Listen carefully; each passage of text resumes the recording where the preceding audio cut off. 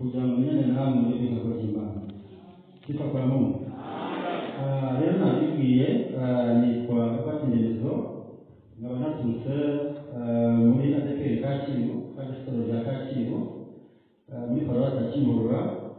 Ndi umugabo ndubatse, ndabona nawe basobanuriye, nkaba ntuye umurima mu mujyi wa Kigali. Imana yabicubaho. Ntabwo ndi umujeni mariye, ariko nanone ntabwo ndabyara. Ndi mu mwaka wa 7 ntarabyara, ariko Yesu azagenda neza. Yesu ashimwe cyane. Reka rero dusome ijambo ry'Imana, dukoresha igihe neza kuko amasaha arihuta, kandi Imana n'umukozi w'Imana uje kuganira namwe, kugira ngo twihute tuvunagure gakeya noneho twumve umwuka w'Imana avugana natwe mu ijambo ry'Imana. Yesu ashimwe cyane. Turasoma ijambo ry'Imana mu rwego rwa Petero, cyangwa se na Petero, urwego rwa mbere, turi cya kabiri umurongo waho mu wa 9. Turasoma nk'uko byanditse mu izina rya Yesu. Ariko mwebwe mu bwoko bwatoranyijwe, abatambyi b'ubwami, ishyanga ryera, n'abantu Imana yabonye, kugira ngo mwamamaze ishimwe ry'abahamagaye, ikabakura mu mwijima ikabageza mu mucyo wayo w'itangaza. Kera ntimwari ubwoko, ariko ni muri ubwoko bw'Imana. Kera ntimwakabarirwa, ariko none mwababariwe. Imana ishimwe cyane. Dusomera kera none mu butumwa bwiza bwa Yesu Kristo bwanditswe na Matayo. Ubutumwa bwiza bwa Yesu Kristo bwanditswe na Matayo, cumi na gatanu na cumi na gatatu. Kadusome turihuta kuko imirongo nageza kubona nayikora mu buryo bw'isamari. Yesu ashimwe cyane. Umwami Yesu abane natwe. Ubutumwa bwiza bwa Yesu Kristo bwanditswe na Matayo 5:13. Muri uyu minsi, mbese umuntu ukayuka uzageshwa n'iki? Ntacyo kimaze keretse kujugunywa hanze, abantu bakawukandagira. 14. Muri umucyo w'isi, umudugudu wubatse ku mpinga y'umusozi, ntubasha kwihisha. 15. Ntabakongeza itabaza ngo bayitwikirize impanda, ahubwo bayishyira ku gitereko cyayo ikamurikira abari mu nzu bose. 16. Abariko umucyo wanyu ubonekera imbere y'abantu, kugira ngo babone imirimo yanyu myiza, barebe ko bahimbaza So wa mu ijuru. Niko byanditse namwe. Mumurikire mutarangara. Kadusoze kugira ngo hanyuma dusanga mu rwandiko Pawulo intumwa yanditse itorero ry'Abakolosayi.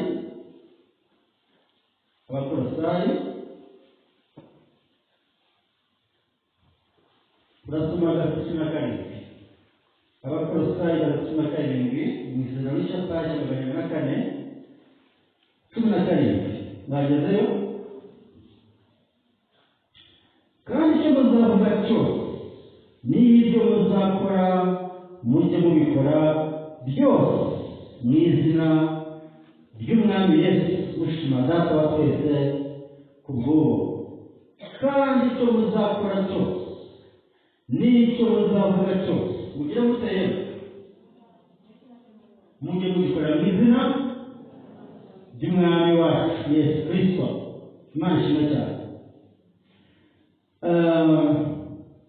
Yesu Masihi 4:9 niho hanyuma ibyo nabigishije, ibyo nababwirije, ibyo mwanyumvanye, n'ibyo mwambonanye, abaryo mukora, nibwo Imana itanga amahoro izabana namwe. Mwakire ijambo ry'Imana. Haleluya. Ayo magambo y'ubugingo Imana isize ku mutima. Reka tubaganire mu minota ingahe dusanga Imana. Yesu ashimwe cyane. Ijambo ryo kuganiraho narihaye kuvuga ngo inshingano eshanu z'ingenzi kandi zikomeye Yesu Kristo ayikora. Yesu ashimwe cyane. inshingano zingahe Yesu Kristo yahaye itorero. Maze iminsi igira ihishurirwa kuzamuka kw'itorero, nkabona ko nkwiye gukangurira abantu cyane kumenya niba uri mu itorero cyangwa utari mu itorero rya Kristo. Ntibishoboka se ayo mahishurirwa maze iminsi nyabona itorero rizamuka ni bugufi cyane, ntabwo ari kera cyane. Hanyuma ndashaka kubaza ikibazo, uri mu itorero rya Kristo cyangwa se uri mu idini? Hanyuma iki kibazo ntabwo iki cyanditswe kera na rero muri Petero wa mbere 2:9 ntabwo wacyumva ngo ugisobanukirwe neza utaramenya itandukaniro riri hagati y'itorero n'idini. Yesu ashimwe cyane.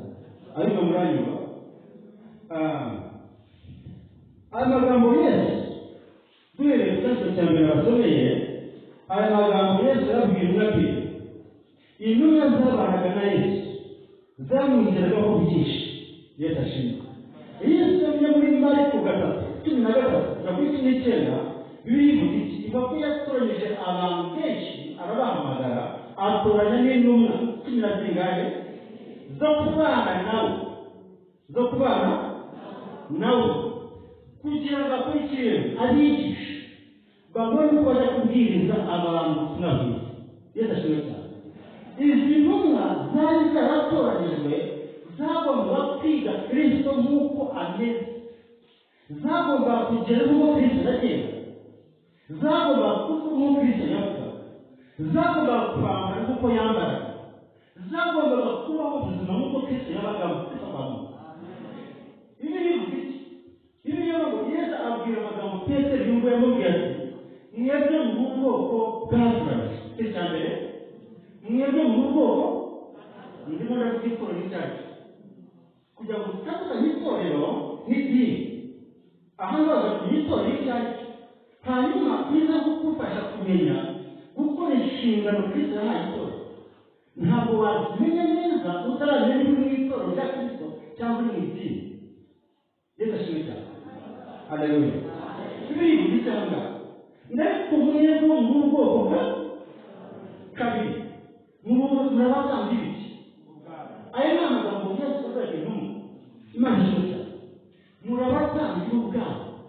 Gatatu, muri ishyanga kera kangahe bivuge amagambo mwumve ko mubwirwa itorero hari itorero. Yesu ashimwe cyane. Aha hari itorero aha ntabwo ndahagira ngo bagane cyane ndimo ndiho kubera ibintu udafite hariya.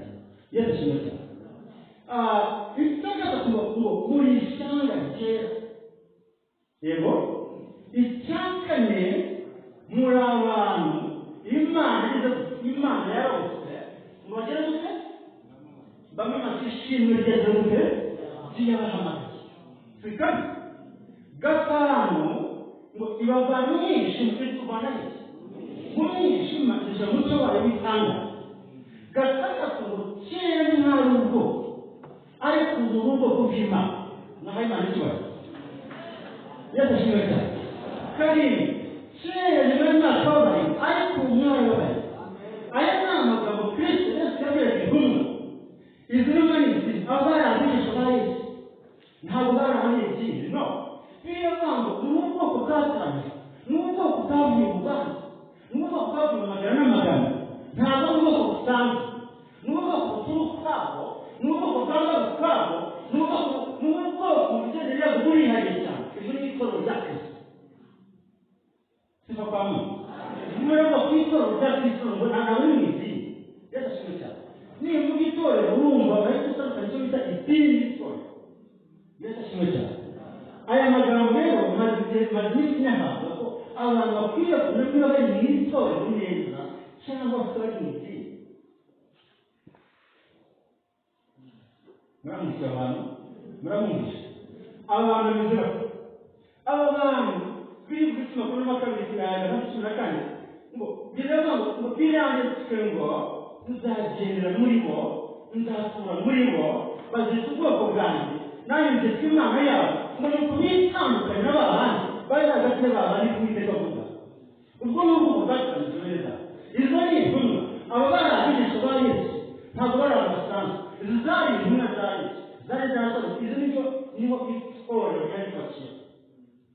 manishimwe. Yesu ajya guhereza itora imaze kuvuka mu yandi magambo dukeneye inyigisho z'intumwa birivuga ko uko Yesu yatanze zo kuriya Yesu niyo abantu bakwiriye kwiga bakabashyiraho bagaciye ku buryo bagaciye ku maso nta yindi bamenye bakagenda mu nyigisho z'intumwa nta guca ku ruhande. Aba baragishwa ba Yesu bene data. Ibi ni ibintu bivuze rero biranga itora, biranga umuntu hano bakaza mu itora. Umuntu aza mu itora ryari ni igihe yabwirijwe agahinduka akizera Kristo nk'umwami w'ubugingo bw'Imana cyane. Haleluya. Iyo bakiriye Kristo hari abakira Kristo abatamwize umunyedini cyo kimaze amatora bamwe. Iyo uje mu nzu y'Imana ukakira Yesu gusa ukaza ukaririmba ukaza ukabwiriza ukaza ugasenga ariko usanga mwizeye ntabwo uri mu itorero rya Kristo. Niyo mpamvu intambara zose zimara kuri wowe. Ntabwo uramenya ngo idini n'itorero dushaka kubatera hanga Yesu kimwe cyane twavuze ku bingahe. Iki ni ikintu k'umunyedini niho umufarisayo ikiranga umufarisayo rero ni ukutitonda amategeko y'Imana ngo agendere nk'uko bikwiye. Uramutse iyo wishe itegeko ry'Imana ngo Kristo yaguhaye nk'uko waryandikiwe automatically wamaze kuba umufarisayo, wamaze kuba umunyedini. Kuko muri Kristo harera nta myandika.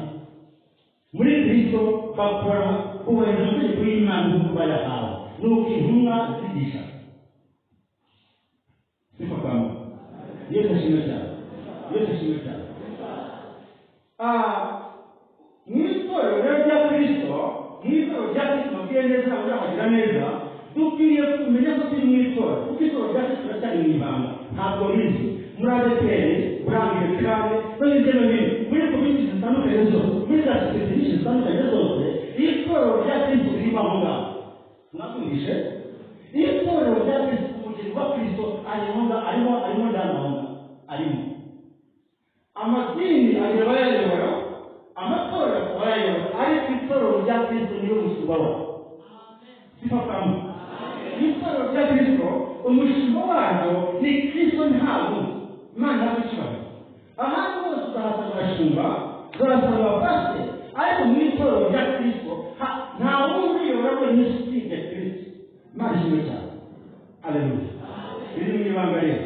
Aha ngaha rero ndabibona neza ko muri ubwoko bwatanzwe muri abatambyi b'urugamba muri ishyanga ryera muri abantu bakomeye cyane bene data. Imana yabapfuye mu mwijima ibaza umuco w'itangaza ako nta gaciro ukwiriye guhereza amaraso y'Yesu ubwawe. Amina. Yesu ashimwe cyane. Kuko kugira ngo Kristo abyare itorero cyangwa se ngo aducungure muri Adamu twari twaracibwe cyangwa byararashye twegeze ariko kugira ngo ducungure Imana ishobora kuyiyunga natwe umwana wawe.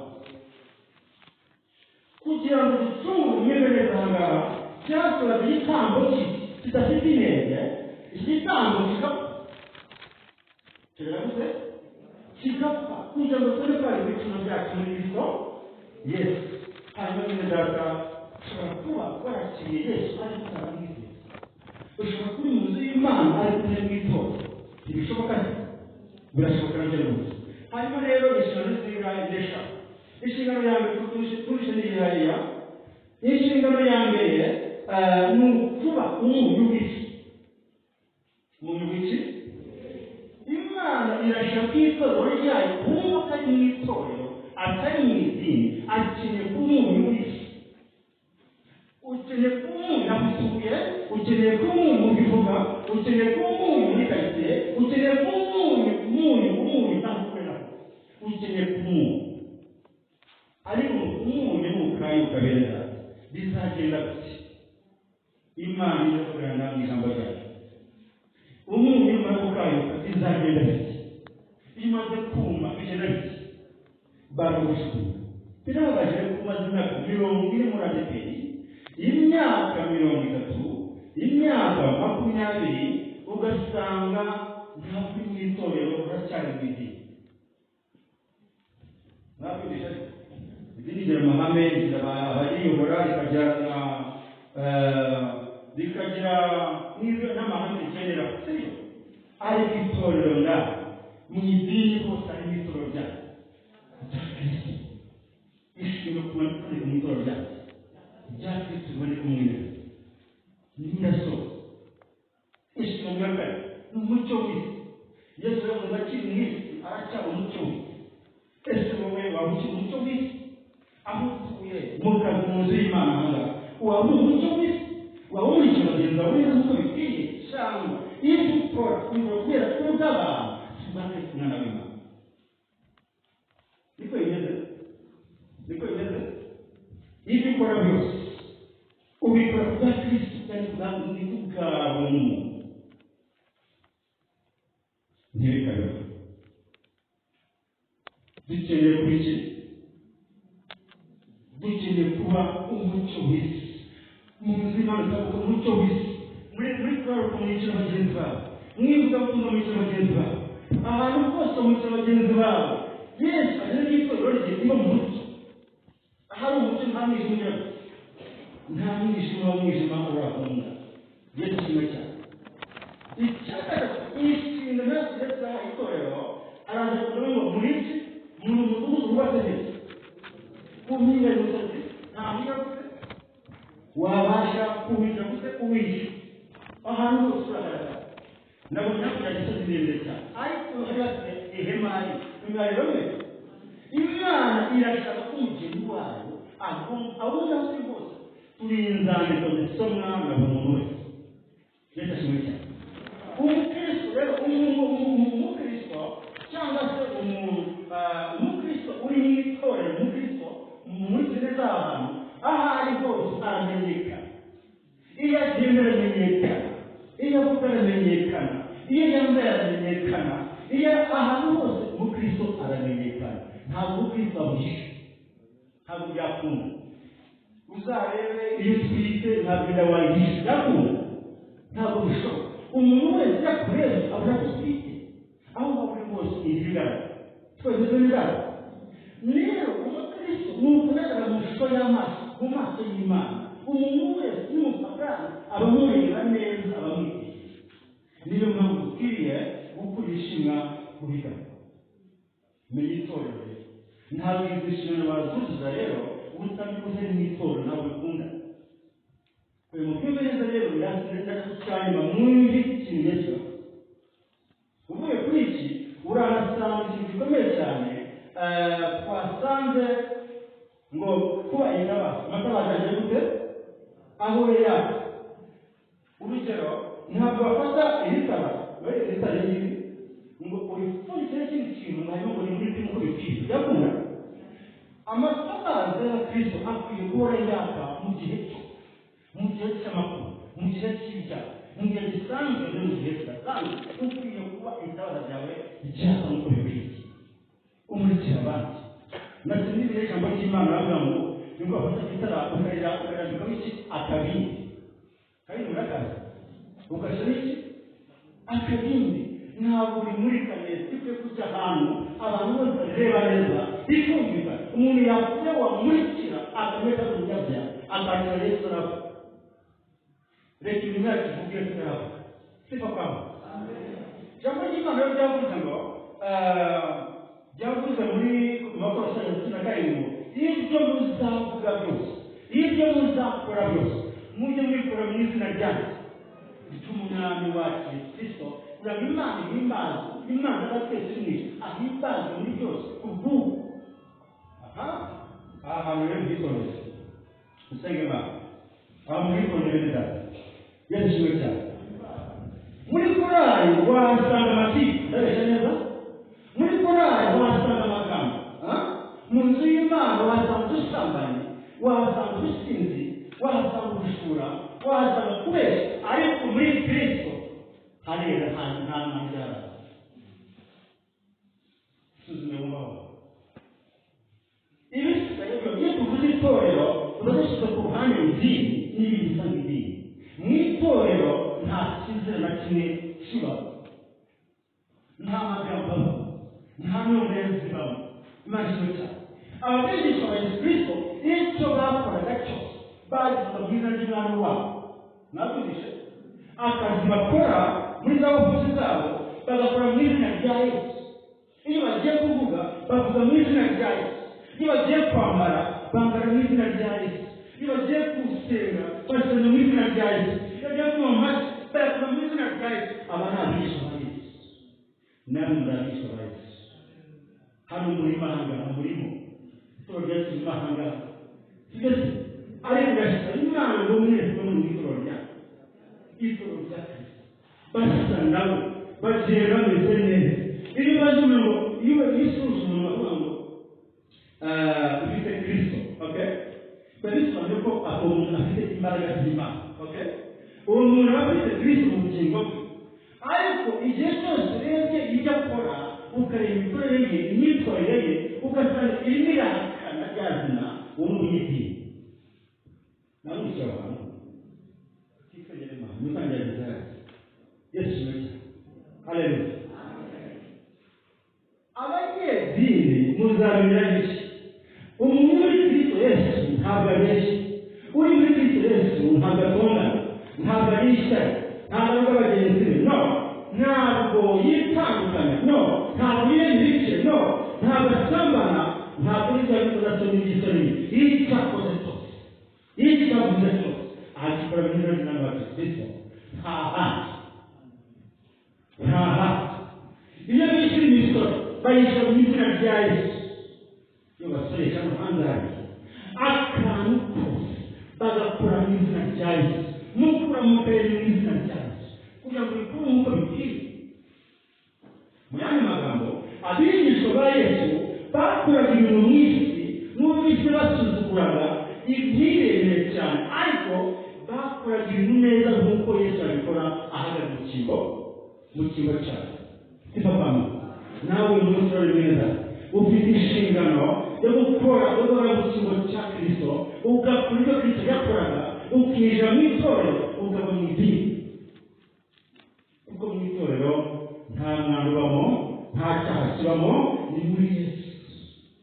Yesu tudasenga Imana. Numva amatuma 20 ndayikoresha. Yesu ashimwe cyane.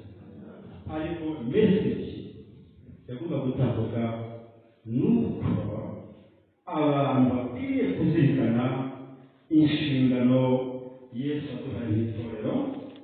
Ibyo ni data, ibyo twemeze, hanyuma tukahanyaho z'ingenzi zose z'Imana zikarangwa mu itorero, zikarangwa mu mitima yacu, imitima itezwa kubw'Umwami Kristo umutwe. Yesu muti imitima itezwa n'uwo muntu utongana ukabona urasakuza, ukabona uravuga nabi, mu rugo ntabwo uganira umugabo, umugabo ntaganira umugore, ibyo byose ukabibona, ukabona ko bite mu izina rya Yesu ukwiriye kubasabira, kuko iyo myitwarire y'abanyedini n'iy'abafarisayo, kuko umuntu w'itorero ntabwo arwanya umugore, ntabwo kwita umugabo, ntabwo kwita umugore, ntabwo uvuga nabi, ntakirenza. Umuntu w'itorero aba ari icyaremwe gishya. Gukeza no kudakira umunsi nta kintu nta muntu bigira. Igifite akamaro ni ukwicaremwe gishya, ni uko muri Yesu. Imana ishimwe cyane. Imana yagushimye. Hanyuma mwene data ushobora kuba warasubiye inyuma cyangwa se warakiriye Kristo, waramwakiriye dusabira bishoboka, ari gutara mu isi. Ikintu cyo kwizera Yesu ukitondere ni uguhindura imyumvire. Ni uguhindura imyumvire ukagira imyumvire y'agakiza, ukagera nk'uko Yesu ashaka, ugakora nk'uko Yesu ashaka. Ntabwo ukora kubera kubyumva, ni uko ubyumva, aho kwiga nk'uko Yesu yabivuze. Niko kwizera Yesu, ko kwiga umusaraba rero ukagenda. Uwamwakiriye rero araza akaza agasengerwa, ati nakiriye Yesu, agatura neza amashimwe n'utashye n'amaturo, akaba memba n'urusengero, akamera neza, ariko umutima atarajya gutsinda, atarakiza, atarahinduka. ubu rero abari mu gihe kinini ntabwo yakiriye Yesu. Niyo mpamvu muri intambara zabaye nyinshi ntabwo zirangira mu matora atandukanye, ntabwo zishira, kuko nayo impamvu hari abantu bihamagaye, hari abahamagaye bene wabo, hari n'abahamagawe n'Imana.